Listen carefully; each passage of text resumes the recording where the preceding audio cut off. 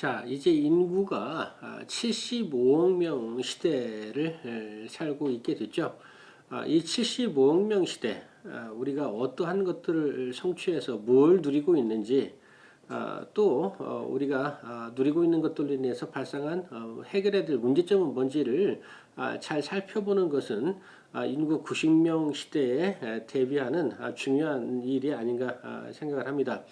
그래서 인구가 지금까지 이룬 지혜의 성과가 어떤 것들이 있는지, 또 현대 기술이 남긴 숙제들은 뭐가 있는지 6가지 인간의 본성과 관련된 부분을 통해서 한번 살펴보도록 하겠습니다.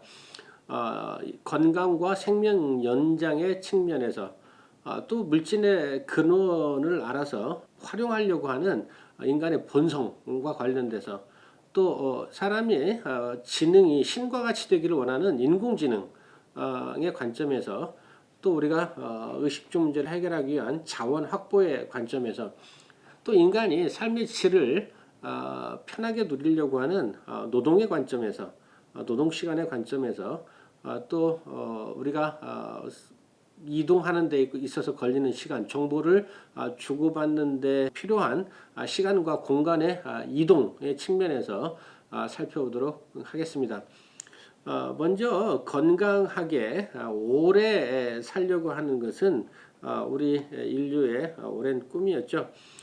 자연에서 약을 얻던 시절, 또 약은 연금술의 영역으로 속해서 또 연금술에 의존하던 시절이 있었죠. 이런 시절이 장기간 지속되다가 현미경의 발견으로 미생물을 발견하게 되고, 또 병원균을 관찰하게 되면서 획기적으로 의학이 발전을 좀 하게 되죠.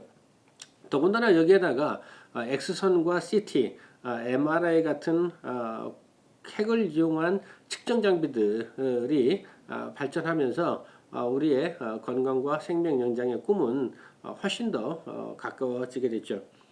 더군다나 이제 컴퓨터를 이용해서 분자 합성을 통해서 신약을 개발하는 시대가 되면서 화학 결합물 약들이 이 세상에 등장하기 시작했습니다.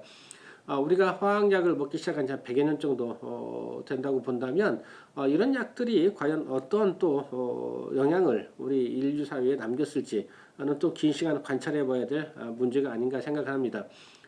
더군다나 분자생물학과 유전학의 발전은 우리 건강과 생명 연장의 획기적인 전환점이 되죠.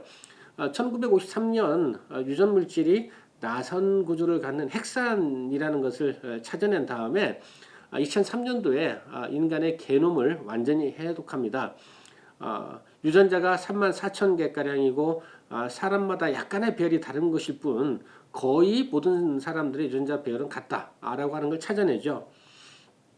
그리고 유전자의 기능이 무엇인지, 또 그 배열에 따라서 어떤 차이가 있는지, 또 각 유전자를 자극하면 생기는 그 반응에 따라서 어떻게 바뀌는지, 이런 것들에 대한 연구가 진행이 되고 있습니다. 이를 통해서 인간의 복제가 가능한 수준까지 지금 기술이 발전되어 있고요.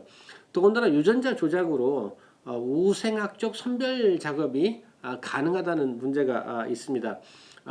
우리가 태아에서부터 유전자 검사를 통해서 어떤 질병에 노출될 가능성이 큰지, 또 아이가 어떻게 성장할 것인지에 대한 예측을 통해서 우생학적 선별을 할 수 있다는 문제가 생겼죠. 그래서 인공사지가 등장하고 인공장기가 등장하고, 또 장기를 재생하고 이식하는 기술들이 등장을 하죠. 사이보그 기술이 발전하면서 기계와 인간이 결합을 하게 되고, 이런 과정에서 의수와 의족은 자연스러운 수준까지 결합이 가능하게 되었고요.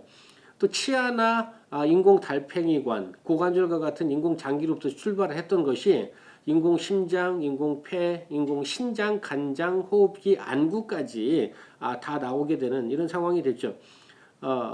이제는 뇌와 위, 그리고 내분기관을 제외하고는 모든 장기들이 거의 다 인공적으로 만드는 것이 가능하게 되어서 사람의 몸을 거의 다 인공물로 대체하는 것이 가능해졌죠. 더군다나 이제 장기를 재생하고 이식하는 줄기세포를 시험관에 배양한 후에 이식을 시켜서 췌장도 만들고 방광도 만들고 난소도 만드는 이런 기술들이 개발된 단계까지 이르렀습니다. 특별히 나노 입자 전달 기술을 통해서 암과 치매를 정복할 수 있는 그러한 기술들이 생겨났죠. 나노 입자라고 하는 건 그 세포보다 훨씬 작은 유전자까지 도달할 수 있을 정도로 작은 입자들한테 정보를 실어서 전달할 수 있는 이런 기술들이기 때문에 암세포만을 공격하고 치매를 일으키는 여러 가지 현상들을 집중적으로 해결할 수 있는 그러한 데 활용할 수 있다라고 하는 거죠. 이런 건강과 생명 연장이 또 숙제를 남겼습니다. 이렇게 이제 사람의 신체가 대체되는 것이 90억 명 시대 같으면 틀림없이 도달을 할 텐데 그러면 사람이 사람인 것인가? 사람을 사람으로 봐야 하는 문제가 생겼고요. 또 형질 조작을 통해서 선택된 출생이 가능하다는 거죠. 이런 문제들이 지난 시간에 말씀드린 대로 단순한 윤리의 문제인지 신에 속한 문제를 인간이 깨어넘으려고 하는 것인지 하는 숙제를 우리에게 던져줬습니다. 두 번째는 물질의 근원을 찾아내서 활용하는 것입니다. 고대부터 물질을 구성하는 기본 요소가 무엇인지에 대한 탐구를 했었는데 근래에 들어서 원소별 원자의 구조와 특성을 분석하는 그런 기술을 발달시키고 학문으로 화학과 물리학을 발전시킨 거죠. 그래서 원자에서 전자를 분리해내고 원자 핵을 분열 혹은 합성하는 기술을 만들어내서 전 분야에 활용하게 됐다는 겁니다. 이게 바로 핵 에너지를 활용하게 되는 계기가 되죠. 핵융합과 핵분열을 이용한 발전소와 핵무기가 개발이 되고 또한 이를 좋게 사용하기 위한 방사선을 이용한 측정 및 의료기술들이 발달을 하게 됩니다. 또한 이런 물질의 근본 요소를 분석함으로써 반도체 전자기술이 놀랍게 발전을 하죠. 우리 주변을 살펴보면 전자기술이 아닌 것이 없습니다. 그 시작이 바로 물질의 근본 원리를 찾아낸 거죠. 그래서 반도체 전자기술을 만들어낸 겁니다. 빛에 반응하는 그런 성질을 이용해서 1초에 1만 장의 사진을 촬영하는 기술도 만들어내고 또 빛을 만들어내는 그런 반도체 전자기술 디스플레이라고 하죠. 디스플레이를 만들어내고 빛을 이용해서 치료를 하고 식물을 재배하는 이런 기술들이 발전을 합니다. 또한 이 반도체가 극초고속, 극초소형으로 만들어지면서 통신 그리고 모든 전자기기들 이 우리가 가지고 다니면서 쓸 수 있는 초소형이 되게 되죠. 이런 것들이 의료뿐만 아니라 생활의 전 분야에 활용되게 됩니다. 특별히 나노 기술은 최근에 만들어진 기술로 알려져 있죠. 미세 소자화가 가능하게 하죠. 표면적인 최대화가 가능해집니다. 작은 소자를 더 쪼개게 되면은 소자의 면적이 넓어져서 그 물질의 표면적을 최대화하게 되면 여러 가지 특징들이 달라지게 되죠. 광학, 화학, 물리, 전자적 반응도가 크게 변화하게 됩니다. 이런 나노 기술이 거의 모든 산업 분야에 활용되게 됩니다. 그래서 이런 물질의 근본 원리를 찾아서 활용해서 우리가 선용하는 방법도 많이 개발되어 있었지만 핵무기와 원전 같은 것들은 그 파괴력이 인류를 멸종시킬 수준까지 너무 치명적입니다. 그래서 핵무기나 원전처럼 치명적 질병 혹은 사망에 이르는 것들이 있고요. 또 이로 인해서 치유 불가능한 환경 파괴가 이루어지죠. 인류가 지구에서 멸종될 수 있는 가능성이 생긴 겁니다. 특히 반도체 전자기술도 활용은 좋지만 그거에 대한 뒤처리, 폐기물 처리가 아주 어려운 거죠. 환경 파괴 주범으로 등장하고 있고요. 나노 기술도 독성 입자의 경우는 그 치명성을 우리가 피할 수가 없죠. DNA에 영향을 받을 수가 있고 치유 불가능한 환경 오염을 만들어내는 그래서 결국 물질의 근본을 찾아서 물질의 본질이 무엇인지를 찾아서 활용은 했지만 이런 것들이 인류의 생존에 치명적 영향을 주는 인류가 과연 지구에서 생존할 수 있을지 하는 근본적 의문을 제시한다고 하는 점에서 이 문제를 어떻게 해결할 것인지에 대한 숙제가 되죠. 세 번째는 인공지능입니다. 지식이 자본이 되는 사회가 됐죠. 그러다 보니까 지식을 어떻게 생성하고 어떻게 저장하고 어떻게 전송하고 어떻게 관리할 것인가, 이런 것들이 관심사가 됐던 것이 바로 지금 시대라고 생각을 좀 합니다. 그런 관점에서 보면 이런 인공지능이 발전할 수 있었던 기반 하드웨어는 반도체 컴퓨터가 소형화되면서 가능해졌던 거죠. 처음 CPU가 나왔던 1971년도에는 CPU 하나에 트랜지스타라고 하는 것이 한 2,000개 정도 들어갈 수 있었습니다. 그런데 2011년에는 약 1,000억 개, 약 5천만 배 이상으로 그 개수가 증가를 좀 했죠. 그리고 그 계산 속도도 1971년도에는 약 500kHz 정도였었는데 2011년도에는 3.6GHz, 7,000배 정도가 증가하는 놀라운 반도체 컴퓨터 기술이 선보이게 된 겁니다. 이러다 보니까 이런 소형화된 컴퓨터를 생체 기능에 연결시킬 수도 있을 정도로 우리 몸에 컴퓨터를 이식시켜 삽입할 수 있을 정도까지 소형화가 가능해졌죠. 이런 컴퓨터 소형화 기술을 기반으로 해서 사람이 인지하고 학습하고 추론하는 이런 지능을 컴퓨터에다가 실현시키는 작업들이 꾸준히 진행이 되어 왔습니다. 초기에 나타났던 인공지능 시스템으로는 우리가 전문가 시스템을 예를 들 수가 있습니다. 예를 들면 약사가 보통 어떤 환자가 와서 어떤 증세가 있을 때 어떤 약을 먹으면 좋을까요? 라고 하는 그러면 이런 약이 좋습니다. 라고 하는 이런 데이터들을 쭉 모읍니다. 그럴 경우에 이제는 약사가 없을 경우에 환자가 그런 증세를 얘기해 주면 컴퓨터가 그 답을 줄 수 있는 이런 걸 우리가 전문가 시스템이라고 얘기를 하죠. 다른 예를 들어보면 만약에 자동차가 고장이 나서 이런 현상이 나타났을 때 어디가 고장이 났는지를 바로 이 전문가 시스템이 알려줄 수 있는 그런 것들이 초기 인공지능 시스템이었죠. 그런데 이건 단순하게 전문가 시스템은 정해진 어떤 기억하고 있는 현상들에 대해서 답을 만들어주는 건데요. 추론 시스템은 내가 알고 있는 경험을 통해서 새로운 환경에서도 답을 찾아주는 거죠. 알파고가 바로 그런 예입니다. 바둑을 이세돌 선수와 같이 두어가지고 이겼죠. 알파고 알고리즘은 다양한 경험을 가지고 있다가 새로운 문제가 발생했을 경우에 내 경험을 근거로 새로운 답을 최적으로 찾아주는 이러한 것이 바로 추론 시스템입니다. 이런 추론 시스템들이 이제는 사람과 같이 동행을 하는 마인드 업로딩 기술이라고 하는 것들이 또 소개되기도 합니다. 마인드 업로딩이라고 하는 것은 컴퓨터가 사람과 같이 똑같은 경험을 하는 겁니다. 그러면서 사람이 어떤 특별한 환경에서 어떻게 응답하는지를 똑같이 트레이닝을 하고 있다가 사람이 뇌가 그걸 판정하지 못할 경우에 그런 상황이 발생하면 컴퓨터가 대신해서 내가 한 것처럼 사람이 살아있는 동안에 했던 것처럼 똑같은 결정을 내려주는 이런 추론 시스템도 있죠. 이걸 만들려고 개발하고 있습니다. 특별히 이제 소설을 쓰거나 시를 쓰는 이런 창작에도 추론 시스템들이 활용되기도 합니다. 이런 인공지능이 독자적으로 동작하는 것뿐만 아니라 이제는 컴퓨터와 연결을 하게 되죠. 내가 가지고 있는 인공지능을 다른 인공지능과 연결함으로써 상상할 수 없는 새로운 놀라운 지능을 확보를 하게 되는 이런 시대가 되고 있습니다. 이런 기술이 가능하게 된 것은 네트워크 기술이 발전하고 특별히 인터넷 온 띵스 기술이라든지 블록체인 같은 것들이 등장하면서 이런 인공지능이 무한지능으로 발전할 수 있는 기반을 마련하고 있습니다. 이런 인공지능 기술이 무인이동체, 자동화, 사이보그 여러 분야에서 응용되고 있죠.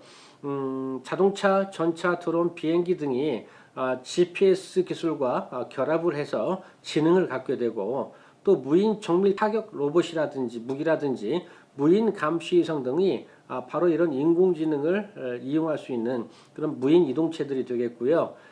스마트 시티, 사회의 안전을 책임진다든지 스마트 하이웨이, 고속도로의 안전을 책임진다든지 스마트 팩토리 이런 모든 것들이 네트워크 기반의 자동화를 인공지능이 활용하는 거죠.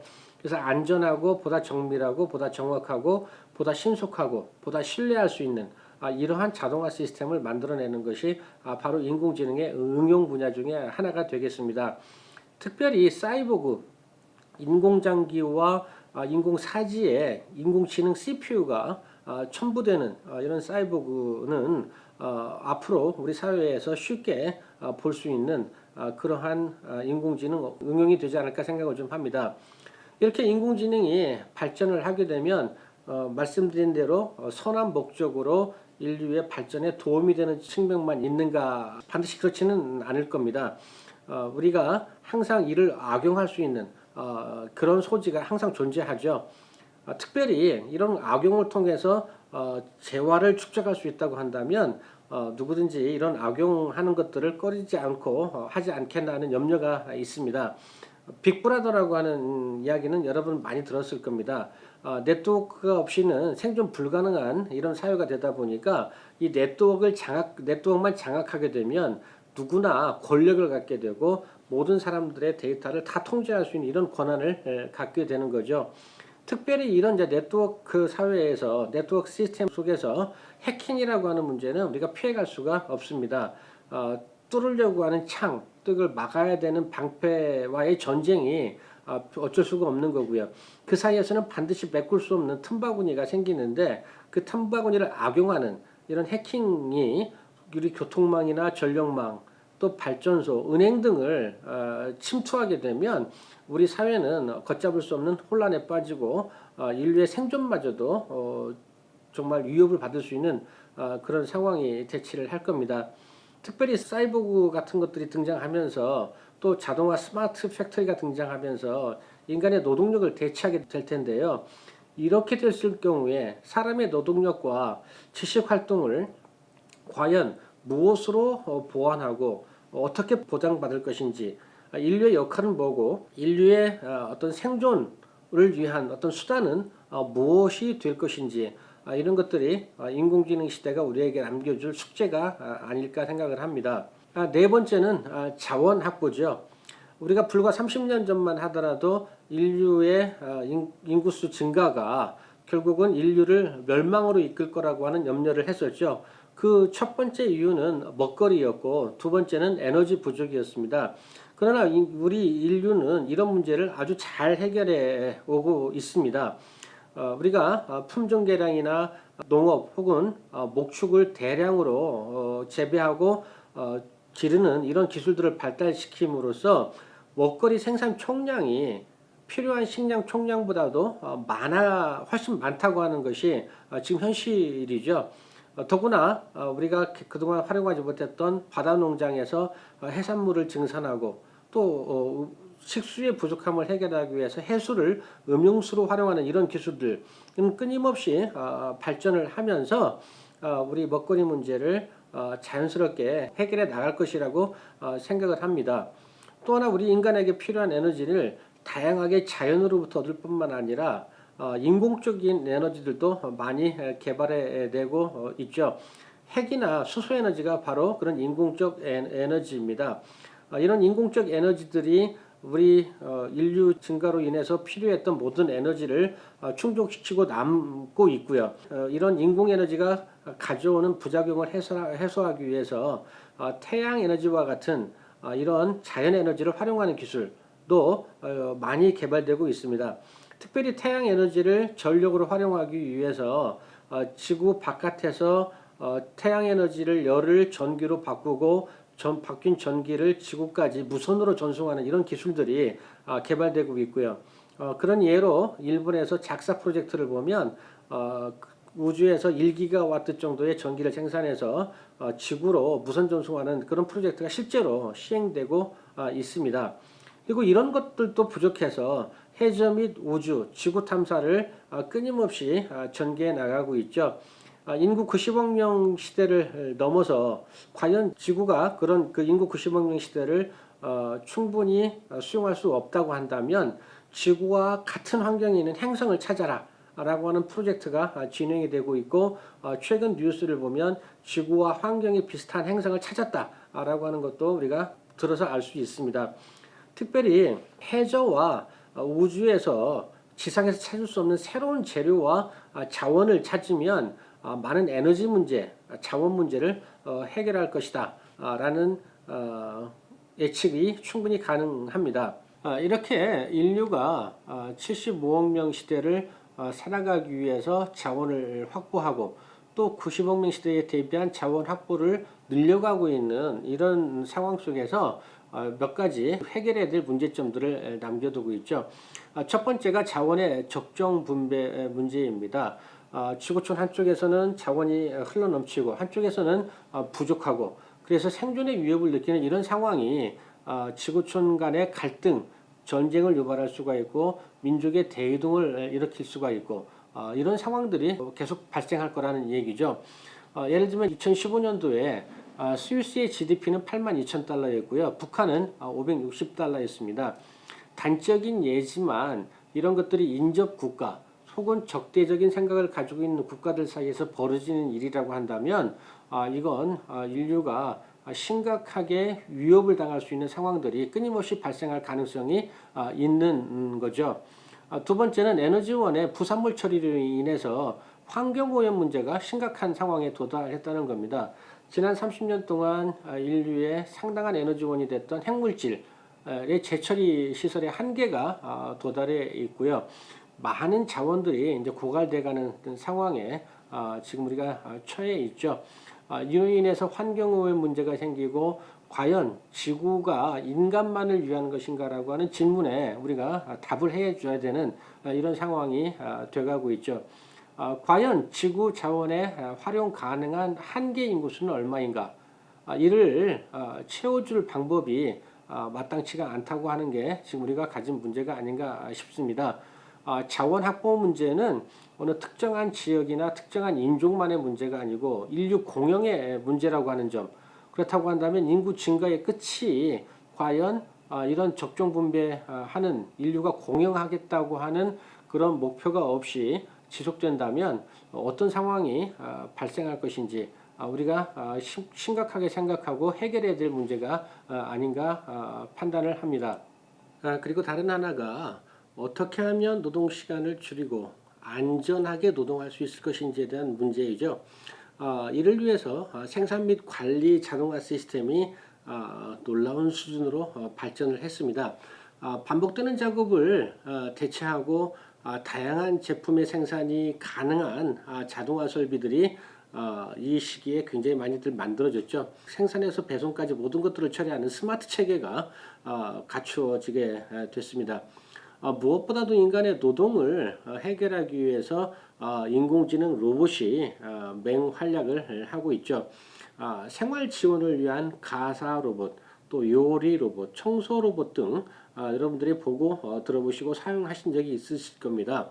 특별히 의료 지원을 위한 로봇, 수술, 환자의 몸에 최소한도의 상처를 내는 회복이 빠르도록 도와주는 수술 기법들, 또 환자를 관리하는 로봇, 또 환자와 대화 상대가 되주면서 상담해 주는 로봇, 더군다나 폐기물, 병원에서의 폐기물 처리를 하는 로봇 등등이 활용되고 있고요.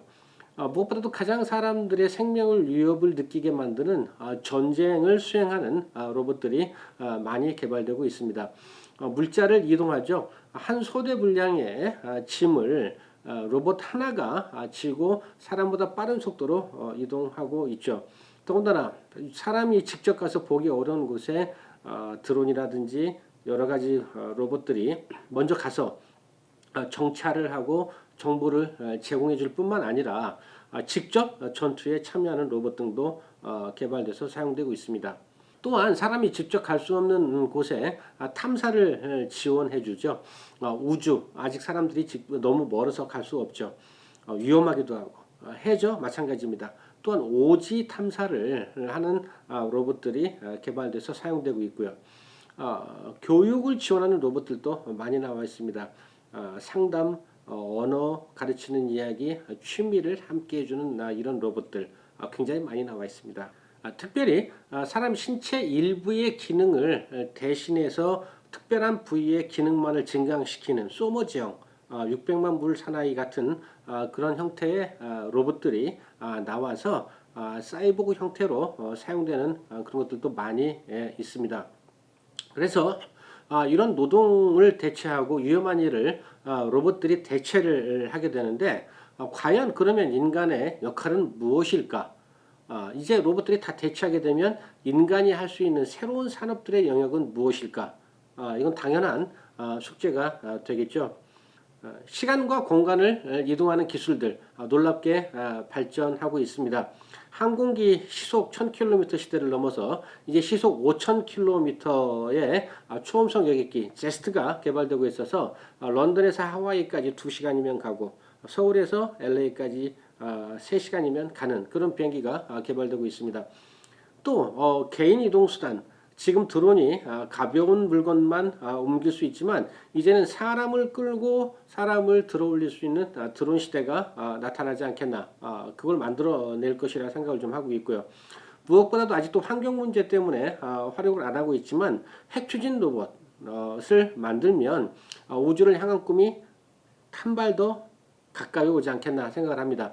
더 빠르고 더 싸지죠. 화성까지 기존 연료를 사용하게 되면은 4년이 걸리고 120억 달러가 드는데 핵연료를 사용하면 3개월 20억 달러를 들이면 화성까지 갈 수가 있게 됩니다. 지상 이동 수단도 놀랍게 발전을 하고 있죠.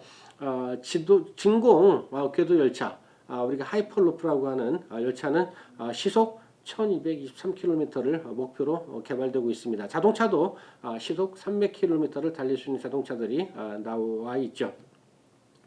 이렇게 사람이 직접 물리적으로 이동하는 것뿐만 아니라 정보의 이동 속도 또한 엄청나게 빨라졌습니다.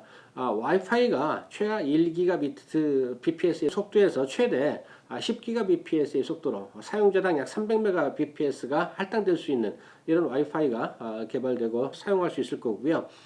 시속 500km 이상 달리는 속도에서도 동영상의 전송이 가능해지는 이런 시간과 공간, 사람과 자료의 시간, 공간 이동 기술들이 놀랍게 발전을 했습니다. 여기에서 보시다시피 이러한 시간과 공간 이동에서 핵심적인 부분들은 해킹 등 악성 공격으로부터 얼마만큼 보호받을 수 있을 것인가 하는 게 가장 큰 문제입니다. 모든 것들이 GPS 기술을 활용한 것들이고 인공지능을 위한 컴퓨터 네트워크를 이용한 기술들이기 때문에 이러한 악성 공격, 해킹 등을 통한 악성 공격이 모든 것들의 위험에 빠뜨리는 이런 상황이기 때문에 이런 것들을 어떻게 보호할 것인가가 문제가 되겠습니다. 이와 같이 75억 명 시대 우리가 달성해 놓은 기술과 숙제들을 살펴보면은요, 이제 4차 산업혁명 75억 명 시대가 남긴 숙제 해결하는 방향으로 가지 않겠나 하는 거죠. 우리가 지금 가지고 있는 이런 숙제들을 해결하기 위해서는 창조의 원리 중에 어떠한 부분들을 우리가 더 밝혀내야 이런 문제가 해결될 것인지, 이런 걸 해결한 다음 우리 인류는 어디를 갈 것인지 미래가 궁금해집니다.